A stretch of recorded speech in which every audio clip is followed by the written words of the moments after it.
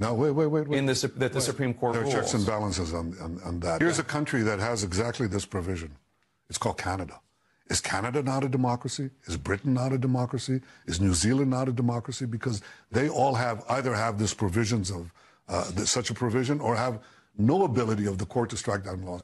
Regrettably, the response by the Prime Minister was uninformed and misleading. The Charter of Rights and Freedoms is an important constitutional framework in Canada, and the override is contained within that constitutional framework. Here in Israel, it's proposed outside of it. Canada is a federal system. The federal government has undertaken, and I did as Minister of Justice, never to invoke the override provision. So it's invoked, if at all, by provinces, and it has limited impact. It has a sunset clause, 5 years only, and it has to be re-legislated. It does not apply to many of the human rights categories within the Canadian Charter of Rights and Freedom. I can go on. They're entirely different. The judiciary in Canada is authorized to review legislation to see whether it is compatible or breaches the Charter of Rights and Freedoms. Here's another point that was mistaken when it was alleged that, in fact, the judges or the judiciary in Canada don't override, if you use that, or invalidate.